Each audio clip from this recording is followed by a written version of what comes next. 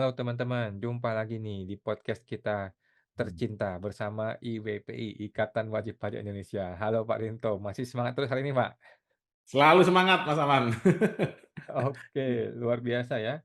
Pak Rinto melalui IWPI sekarang akan sharing ke kita semua nih teman-teman ya, dimanapun Anda berada, tips mengenai cara menghadapi SP2DK dan pemeriksaan pajak. Nah, tips dan trik apa nih yang mau dibagiin oleh IWPI Pak? Ya, terima kasih Mas Aman. Ya, ini salah satu juga bisa digunakan untuk yang lagi ngeri-ngeri ini Mas sekarang Mas, yaitu pemeriksaan bukti permulaan itu Mas Aman. Oke, siap. Jadi sebelum kita mulai konten ini nanti ya kita harus sama-sama ini Mas bergabung, kita ada wadah yaitu Ikatan Wajib Pajak Indonesia, itu kita sama-sama Mas untuk bersama-sama menegakkan keadilan di dunia perpajakan Mas, sesuai dengan mutu kita yaitu sebagai wajib pajak bayarlah pajak sesuai kewajiban agar negara kuat dan sebagai fiskus terimalah pembayaran pajak sesuai hak agar tercipta keadilan. Hmm. Nah, ini kontennya saya ini Mas, sebentar saya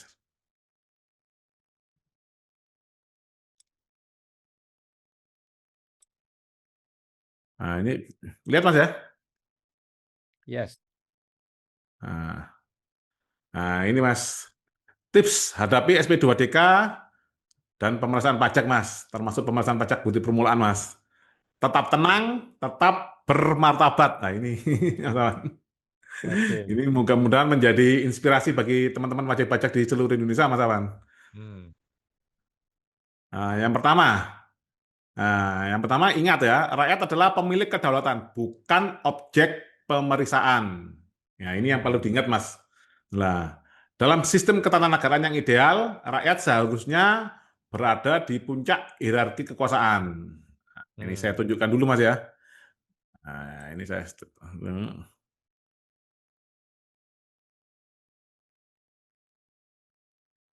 Nah, bentar, Mas.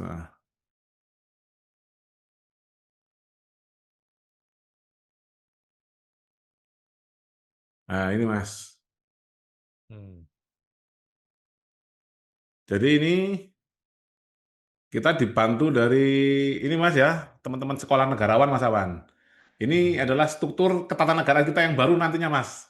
Nah, ini Oke. kita sudah 2025 ini sudah kita gaungkan ini Mas Awan. Hmm. Dan kita sudah keliling Mas beberapa kesultanan dan kemarin di Kerajaan Majapahit Mas Awan. Jadi rakyat ini adalah nomor satu Mas Awan. Di bawahnya ini baru ada Majelis Permusawaratan Rakyat, baru adalah Sekretaris Jenderal MPR. Nah, ini lembaga-lembaga negara Mas Awan. Nah, ini ada yang bagian mencatat, ada yang mengelola kas, ada yang mengelola sumber daya alam dan sumber daya modal, ada yang pemeriksa keuangannya, ada yang IT-nya, ada yang ngurusin ASN-nya, ada yang ngurusin perencanaan pembangunannya, ada kejaksaan, ada ini DPR ini semacam kalau di perusahaan komisaris Mas, komisioner ya komisioner Mas ya kalau di perusahaan. Nah, ya. Terus ada Dewan Keamanan Negara, ini Mas ada TNI, Polri di sini semua. Baru ada kepresidenan Mas. Ini setara Mas. Nah, Mahkamah Agung, Mahkamah Konstitusi dan Komisi Yudisial. Ini setara Mas Awan. Baru di sinilah Mas ada presiden dan kementerian-kementerian Mas Awan. Nah, terus ini kita lanjut lagi ke yang tadi.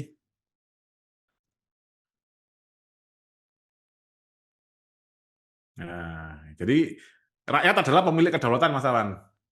Hmm. Yang kedua ini Mas, namun dalam prakteknya Mas Awan di dunia perpajakan, rakyat terpuruk Mas, di urutan ke bawah Mas, ke-8 Mas. Harusnya nomor 1 di atas, kita jadi nomor Hmm. 8 Mas. Oke.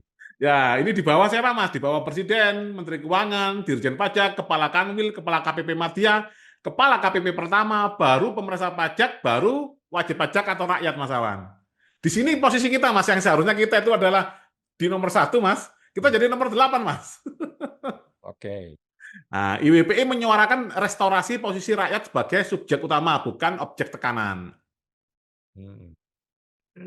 Nah, di sini Mas, nomor 2, pemeriksa wajib menunjukkan surat tugas dan identitas. Hmm. Nah, mengacu pada pasal 29 ayat 2 Undang-Undang KUP, Mas. Untuk keperluan pemeriksaan, petugas pemeriksa harus memiliki tanda pengenal pemeriksa dan dilengkapi dengan surat perintah pemeriksaan serta memperlihatkannya kepada wajib pajak. Hmm. Surat perintah pemeriksaan tidak sah tanpa menunjukkan tanda pengenal dan identitas resmi. Maksudnya gini, Mas Awan. Misalkan kita dapat pemeriksaan, Mas. Ini secara undang-undang mereka wajib menunjukkan surat perintah pemeriksaannya, Mas, SP2 dan tanda pengenal, Mas. Biasanya kayak keplek gitu, Mas ya. Nah, itu wajib, Mas. Cuman dengan era digital sekarang ini, Mas, banyak pemalsuan. Bisa saja saya yang sudah ini, Mas ya, sering kali melihat contoh surat pemeriksaan, saya menipu Mas Fungsiawan ini. Mas Fungsiawan, masuk Hmm. Fungsiawan perusahaannya kena periksa. Padahal saya ini adalah oknum pemeriksa pajak odong-odong, Mas. Cuman Oke. dengan kecanggihan saya IT, saya bisa membuat duplikat surat perintah pemeriksaan pajak tadi, Mas. Hmm. Nah, untuk menghindari itu kita sarankan wajib pajak untuk mencocokkannya dengan tanda pengenal, Mas Awan. Nah, ini Mas. Yang Oke. ketiga ini, cocokkan KTP pemeriksa dengan surat perintah.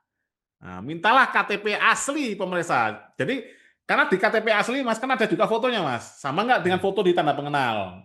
Hmm. Nah, namanya sama nggak? Misalkan nama saya ini pakai apa, Mas ya? Misalkan pakai I, padahal sebenarnya Hmm. pakai Y. Nah, itu kan sering kali. Nah, itu harus harus cermat, Mas Awan. Hmm. Nah, mencocokkan dengan nama di surat perintah, memastikan kesesuaian jabatan dan keaslian identitas, ini adalah hak dasar wajib pajak sebagai warga negara dalam relasi hukum administratif. Hmm. Ini Mas. Yang keempat, ironi di pengadilan pajak. Wajib pajak diminta KTP, DJP tidak. Contohnya kalau kita di sidang pengadilan pajak, Mas Awan, saat saya sidang sendiri, sama saya mewakili ini Hmm. Mas ya, perusahaan lain. Nah, itu kita sebagai wajib pajak, Mas, wajib menunjukkan KTP. Namun pihak DJP kerap tidak pernah menunjukkan KTP, tidak pernah diminta oleh hakim di pengadilan pajak, Mas Awan. Oke. Ini adalah ketimpangan prosedural yang bertentangan dengan prinsip equality before the law. Hmm. Yang kelima, verifikasi KTP sama dengan Hmm. perlindungan dari oknum dan surat tugas fiktif. Jadi Hmm. misalkan saya ini mau aneh-aneh dengan Mas Musiawan, nah ini saya Hmm. mikir 2 kali, Mas, atau mikir 1000 kali, Mas. Hmm. Nah, verifikasi KTP pemeriksa penting untuk mencegah surat tugas palsu atau manipulatif, menjamin keabsahan surat tugas dari aspek identitas pejabat. Yang ketiga ini memastikan tanggung jawab personal jika terjadi penyalahgunaan wewenang. Hmm. Misalkan disuruh oleh kepala KPP-nya cuma menjalankan 1, 2, 3 itu masalah. Ternyata dia aneh-aneh itu masalah. Hmm. Mintanya. Dasar hukum, prinsip pendukung verifikasi KTP, ini Mas, pejabat pemeriksa pajak. Prinsip umum administrasi negara yang baik. Hmm. Kepastian hukum, semua tindakan harus diverifikasi keabsahannya. Nah, Hmm. nah, nah, sini saya hapus. Akuntabilitas dan profesionalitas ASN. ASN wajib melaksanakan tugas dengan integritas. Undang-Undang Hmm. Nomor 30 Tahun 2014 tentang Administrasi Pemerintahan. Pentingnya kehati-hatian dalam pengambilan keputusan administratif. Pemeriksaan tanpa prosedur sama dengan cacat administratif. Hmm. Undang-Undang Nomor 5 Tahun 2014 tentang ASN. ASN harus menjalankan tugas jujur, bertanggung jawab, dan transparan. Hmm. Tata naskah dinas dan peraturan internal kementerian atau lembaga, format Hmm. surat tugas dan keabsahan identitas adalah bagian dari integritas dokumen negara. Ini Hmm. yang terkait dengan ASN harus menjalankan tugas dengan jujur, bertanggung jawab, dan transparan itu biar mereka ini Mas ada Hmm. tanggung jawab kalau dia itu menjalankan tugas di luar kewenangannya. Misalkan waktunya 6 bulan, dia lewati 6 bulan. Itu tanggung jawab dan tanggung jawabnya ada di pemeriksa pajak itu sendiri, Mas Awan, bukan Hmm. lembaga itu Mas. Kayak sekarang ini kan seakan-akan kita menemui oknum, tapi seakan-akan kita tuh ini Mas bersinggungan dengan satu lembaga kan gitu Mas Awan. Hmm. Hmm. KTP bisa jadi bukti gugatan pribadi jika pemeriksa pajak menyalahgunakan wewenang. Dalam hal terjadi pelanggaran hukum oleh pemeriksa pajak, KTP bisa dijadikan bukti pribadi dalam gugatan hukum.